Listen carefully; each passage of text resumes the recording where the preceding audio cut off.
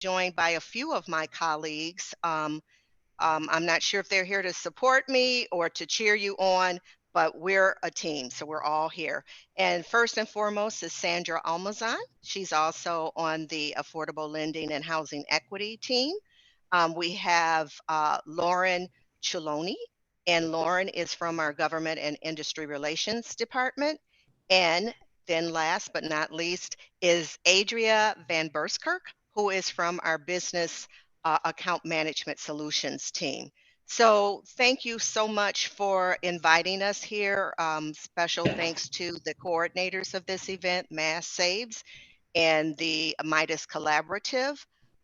We hope that we're able to share with you some new innovative information regarding our positive rent payment history feature, which is actually, it's intended to help us increase or expand access to affordable mortgage credit, as well as helping us to introduce innovation that allows for us to help correct, I guess we would say, some of the housing inequities and encourage our housing system to also develop new ways to serve an audience that's previously not had access to mortgage credit.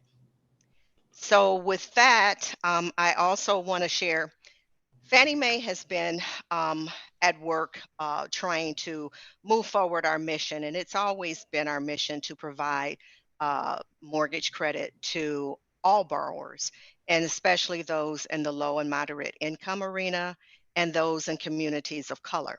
So, as a statement that was recently made by our CEO, Hugh Frater, he says, and I'm going to quote him, reversing the legacy of discriminatory housing policies and practice is one of the greatest challenges of our time. But we want to help, and we know we cannot do it alone.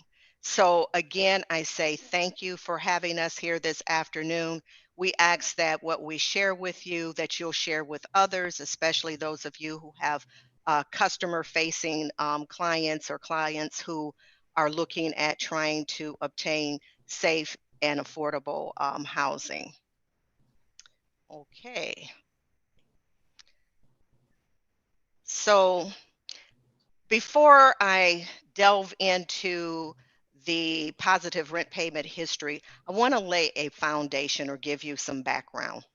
And as I've said, we've been trying to strive to do more in the space of addressing housing inequities. And we know we can't do it alone. So first and foremost, on this journey today, I hope you'll be open-minded and lend an open ear to working with us together to help renters become homeowners.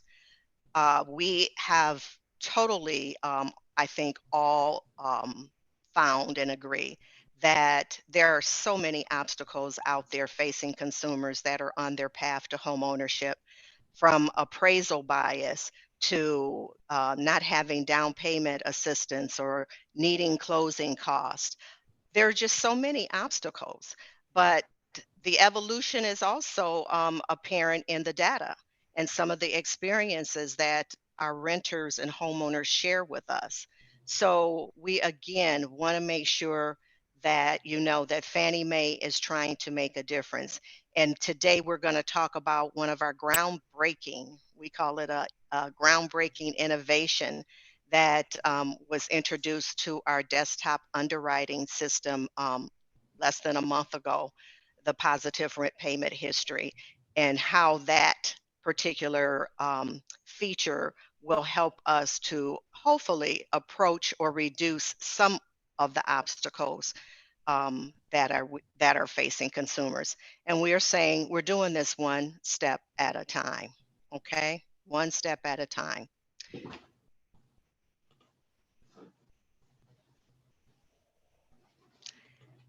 So many of you may be familiar with the fact that Fannie Mae has done and continues to do a national housing survey on a regular basis. And our surveys also specifically look to renters to share with us whether or not they're interested in owning a home. Do they intend to buy a home? We also survey them on what are your challenges or what are the obstacles that you face when you look to buy a home? So I'm sharing with you on the screen today some of that feedback that we received from our last survey, which was the second quarter of this year, when we asked the renters, did they have aspirations of home ownership? Please note, 80% of them said, yes, I intend to buy a house at some point. So the aspirations are almost universal, that folks do want to be homeowners.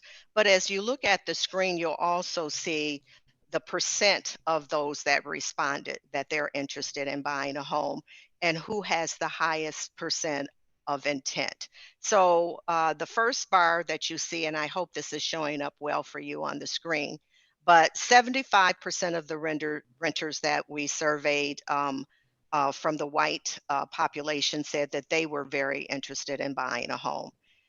87% of the Black um, renters said that they wanted to buy a home at some point in the future. And with our Hispanic population, there was 80%, and the Asian community of renters said 85% of them wanted to buy a home.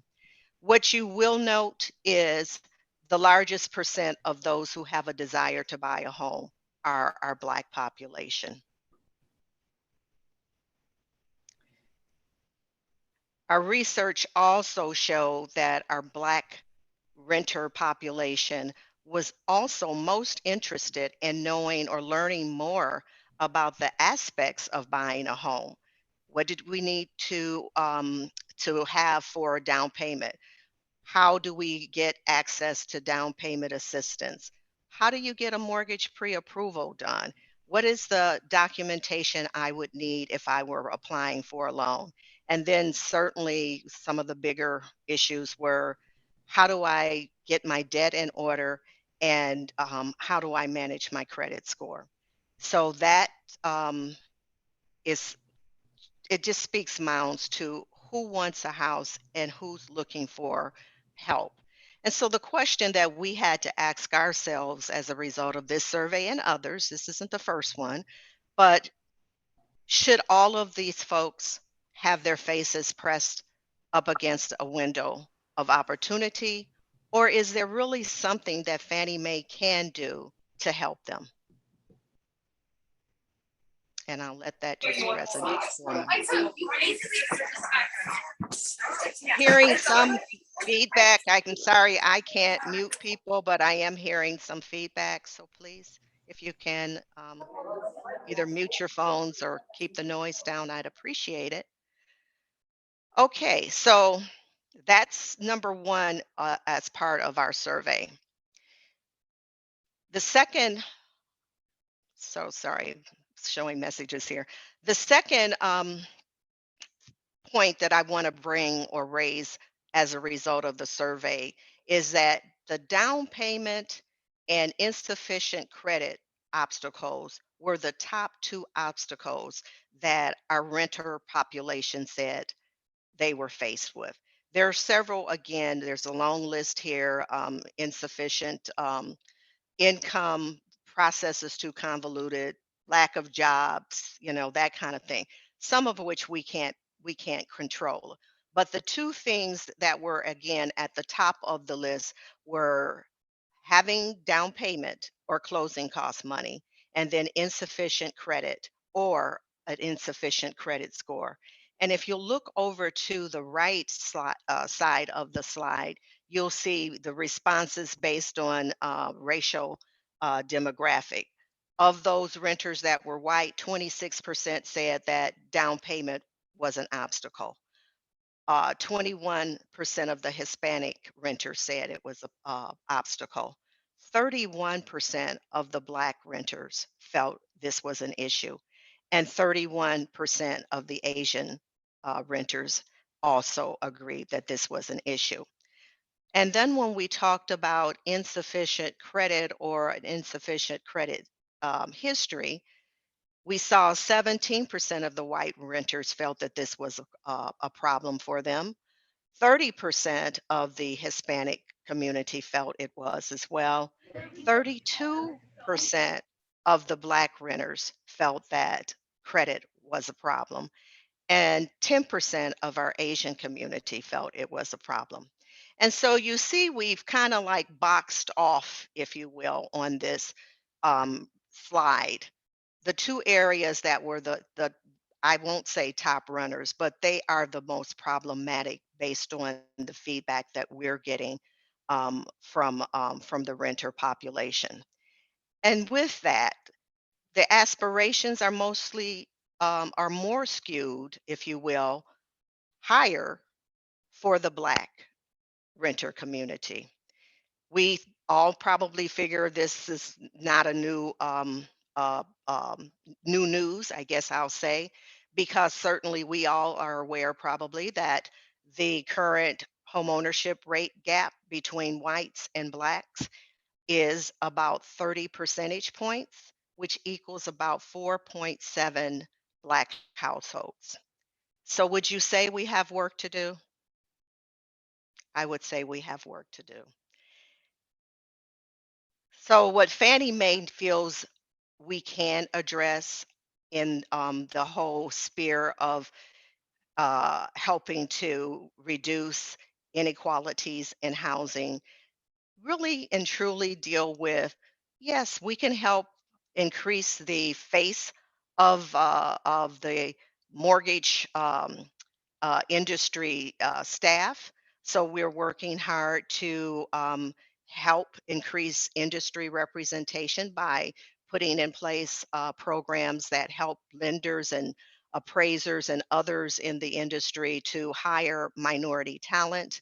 We're also, again, spotlighting the fact that we think that we can impact how the credit situation is reviewed, and therein lies the reason and one of the key innovations that we have pushed out to expand home ownership in minority communities, our positive rent payment history feature.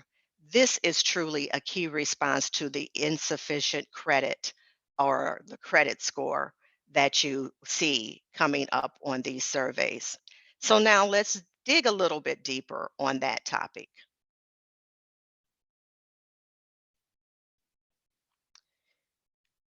So credit history is a key consideration, if you will, when lenders evaluate a borrower for approval.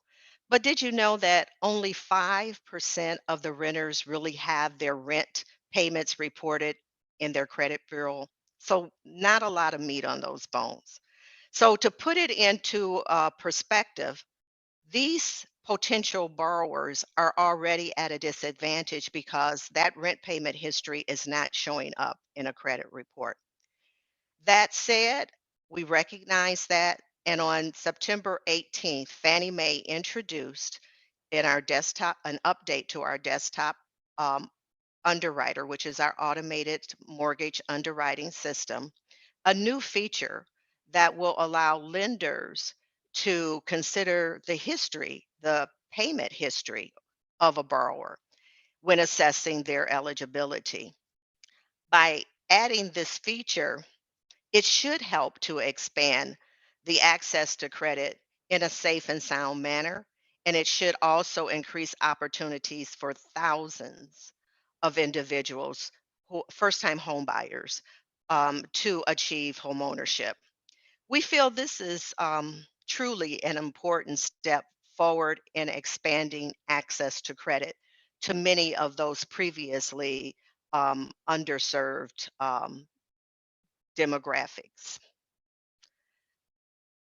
The eligible home buyers that we're looking at for this program are those who have limited credit history but consistently make their rent payments via check, uh, electronic rent payment portal system. They can also make their payments via, which is the name of the game right now, Venmo, PayPal, Zelle. All of those sources are allowed. We really feel that those making reoccurring payments using these systems are possibly good candidates and may benefit from this feature.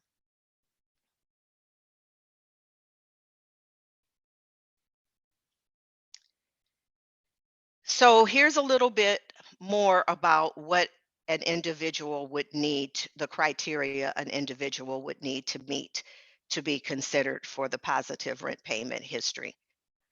First and foremost, we are looking at first time home buyers.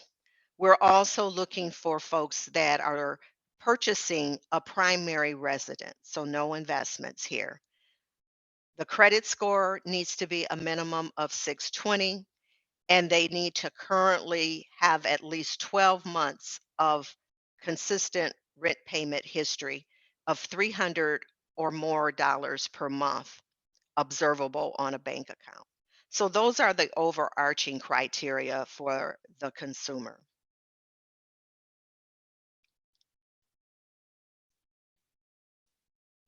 I will also share this bullet. I don't want to lose sight of it, but we've already said how important credit is. But according to Fannie Mae's research, factoring in for a first time home buyer the rent payment history can be the one significant difference between qualifying or not qualifying for a mortgage. But I will also add, Fannie Mae does not make the credit decision, the lender does. But this one feature can make a world of difference for some first time home buyers.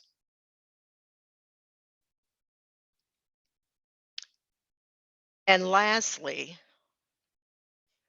want to share with you just a little bit. I'm not going to get too far in the weeds with what lenders need to do, but the process is such that lenders must order an asset report from a Fannie Mae approved vendor. Sorry, I didn't think to stop my clock in the background.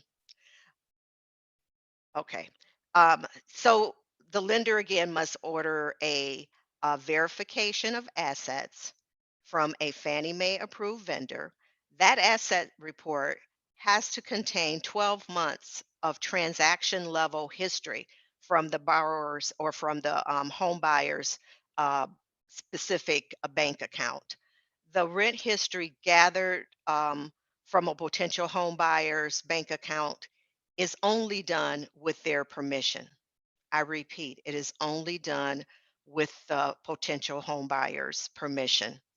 Desktop underwriting then takes that information to look to see if a rent history really exists and if it can be considered consistent with the rent payment amounts that the borrower again has already shared at time of application or at some point prior to this verification information being pulled. So we're looking for numbers based on what the home buyer has shared with us.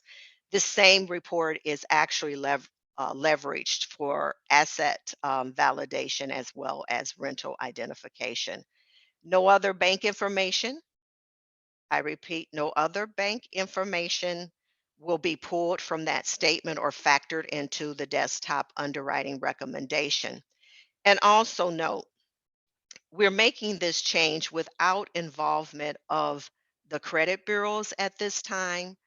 We do hope that this is something or the actual advent of using rent in a credit report on a regular basis does take place at some point in the future, but we felt we needed to go forward with it at this point.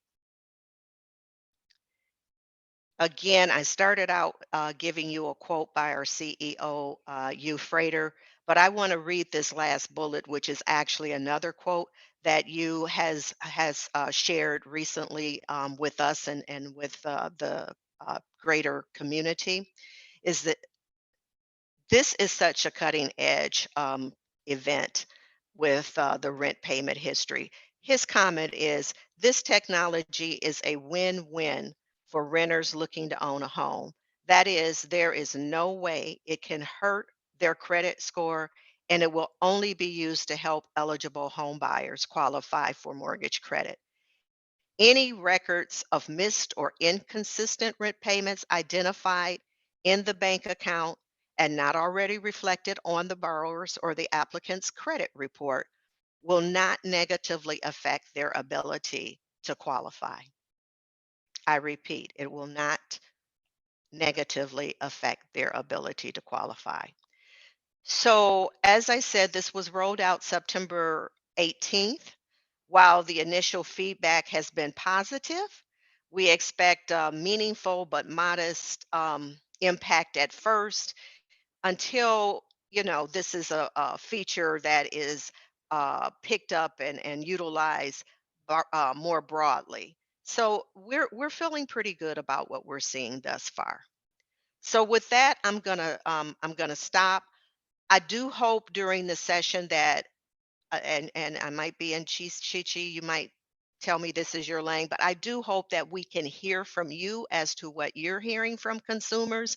We want to learn from you as well today because it's meaningful for us to understand what folks who actually interface with the customer experience on a regular basis.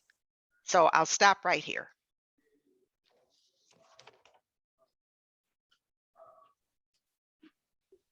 Great. Thank you so much for that presentation, Van. And thanks to Fannie Mae for developing this initiative. It's pretty amazing. And, we think it could be very helpful to homeowners, especially Black and brown homeowners. So we commend Fannie Mae for developing it.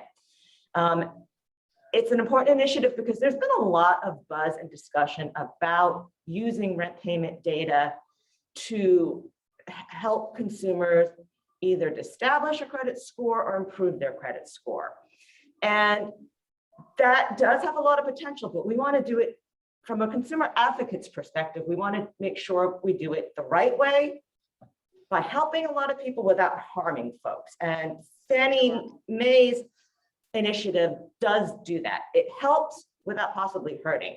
And the possibly hurting part is critical because, as we all know, there are a lot of renters who doing well, paying on time, and they could benefit from rent payment data. But we do have 7 to 10 million households who are behind on the rent because of the pandemic. And we don't want any initiative to hurt those folks.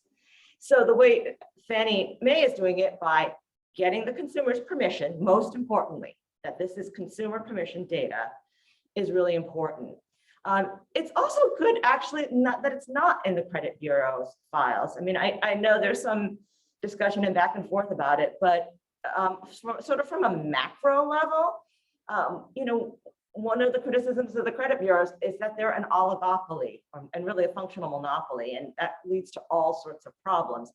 Having alternatives to the credit bureaus, like consumer permission data from a bank account, is really important to sort of break that oligopoly. So we like what Fannie Mae is doing here.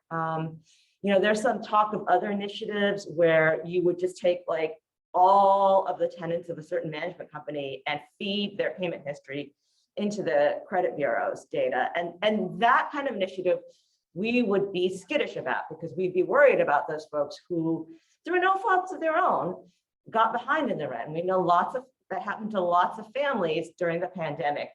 And it's just luck of the draw whether you're someone who lost their job or had their hours cut. So thank you for Fannie Mae for doing this and doing it the right way. So I wanted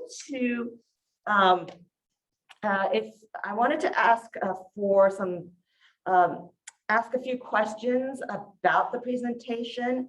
I've talked to folks about this particular initiative, and one of the questions I get is, wait, we don't understand. How does the negative information not hurt the consumer? How does any history of missed or late payments not count against the consumer with this initiative? And Van, if you wouldn't mind addressing that.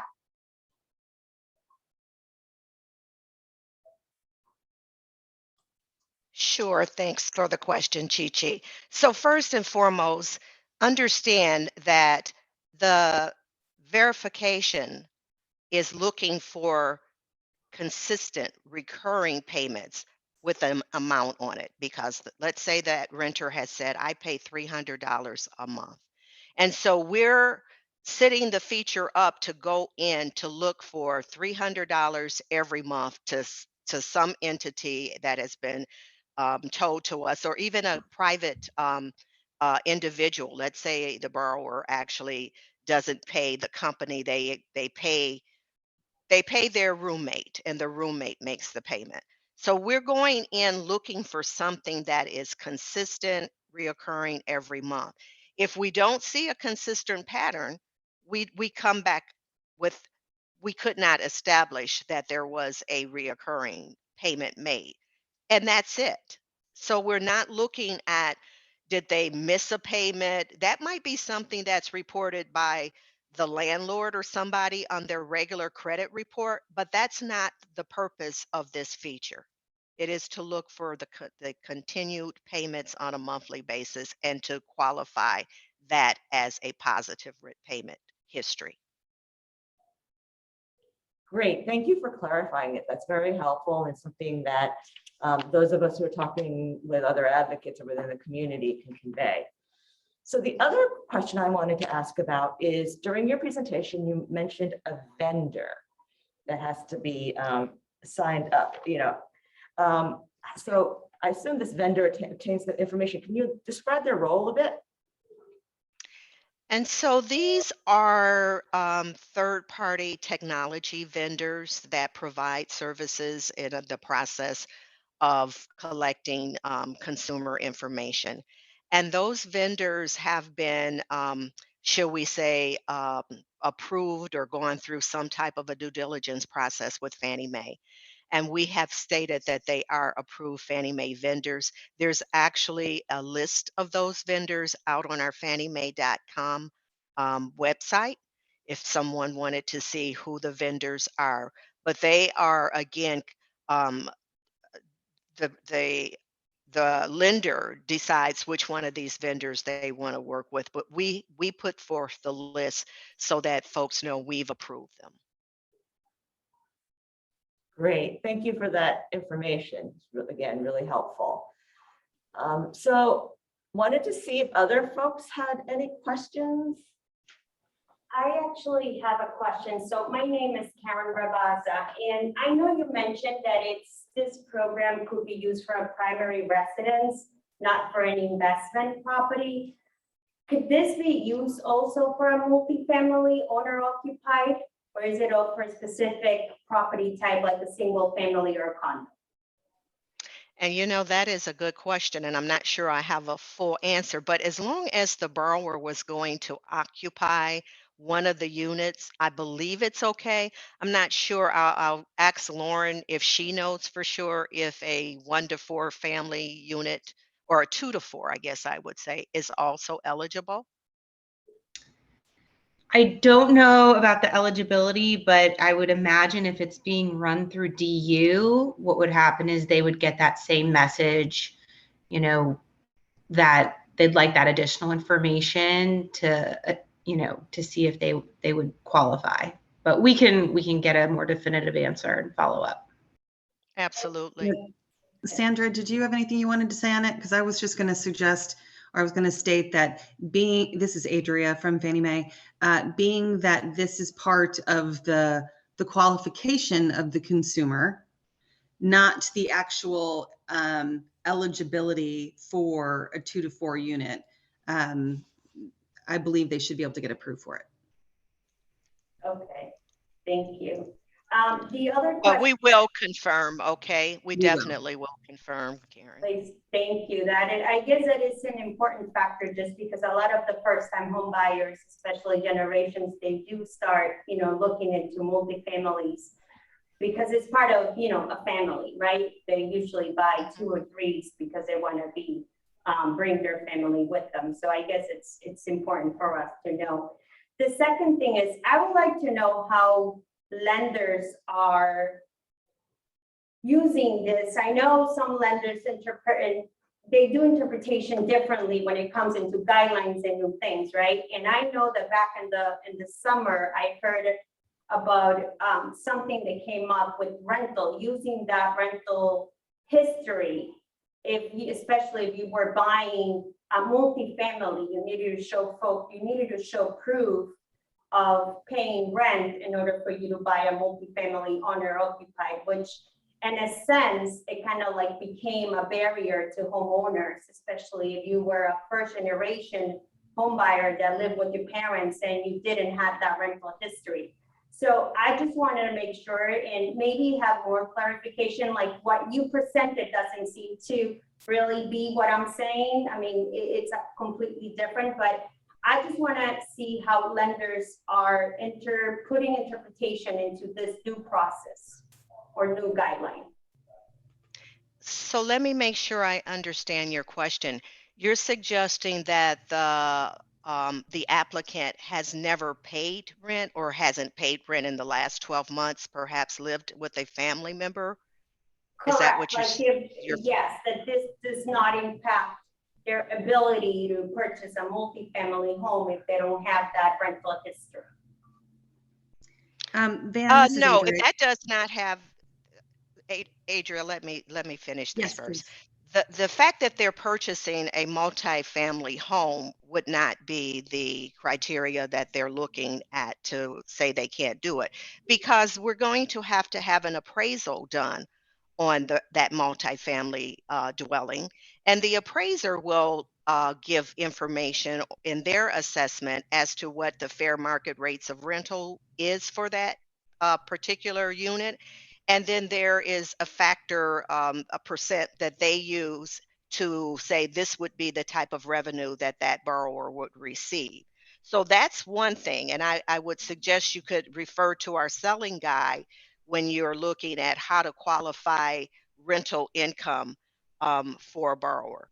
But the fact that the borrower has not paid rent previously, the feature itself would obviously not be applicable, but the borrower may have other qualifying factors that, may not need them to have that. They may have other types of credit. So I think it's going to be a situation where it will be dependent upon the borrower's total profile, but the type of housing, if it's a 2 to 4 unit, that information or that income information is partially derived at by way of an appraisal. Okay, so I think you did touch a point. Like if we looked and if the buyer, a first-time home buyer, and especially if it's a first-gen home buyer, it's looking into a multifamily property and they need that rental income to qualify. If they do not have that rental income history, that could potentially affect them in not qualifying for a mortgage. Well, you say if they need the rental history, and and I guess that would be the trigger. If they needed that income to push them over, then yes, that income not being there is not a factor that we could consider then. So, But again, I would. Van, okay. Yeah, because I see that that's another barrier. I mean, it is good that you guys are doing this. Like if somebody pays rent and to be able to qualify and obtain a mortgage, which is really positive and it's really good.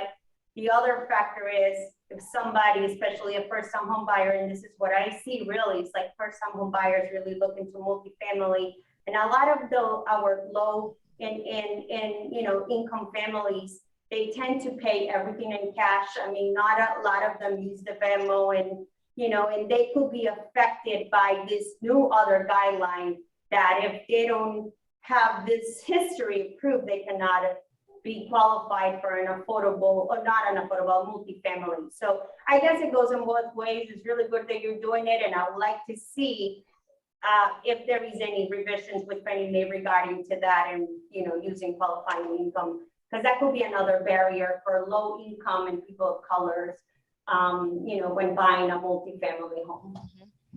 Very good point. Thank you. Thank you for the question.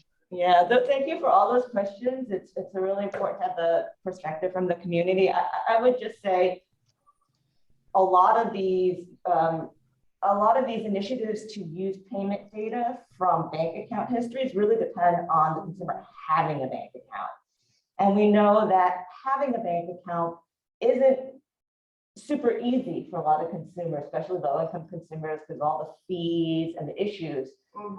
But if they don't have the payment recorded electronically somewhere, it's impossible to get the information. So encouraging them to maybe get a bank account that's like a safe bank account. Yeah. I know overdrafts are a huge issue with low-income consumers. So safe bank accounts that don't allow overdrafts, or even payment mechanisms like Venmo or Zelle. So at least it could be captured electronically, because the one thing you can't capture electronically is cash. And we do want people to be able to use cash, but on the other hand, if they want to be able to use that information for qualifying for mortgages or credit, it's got to be in the system. Yeah. And we are working really hard to make bank accounts safer so that lots of folks can use them or go back to them if they've been kicked out of the system. So thank you for that perspective. I see we are at time, and that's great given that we were late with a technological issue. Speaking of technology, so thank you so much, Van, and thank you to all your Fannie Mae colleagues for this presentation and for the dialogue and for all your work on this. Well, thank you, Chi-Chi. It's so nice to be a part of this. And please share with us what you're hearing. We really meant that sincerely. Anything that you feel that we could possibly improve on, we're here to listen, okay? And Great. Karen, that goes to you too, okay? Thank you, really appreciate it, thank you. My pleasure. Thank you all. Take care, everybody. Bye. Thank you, everyone, bye.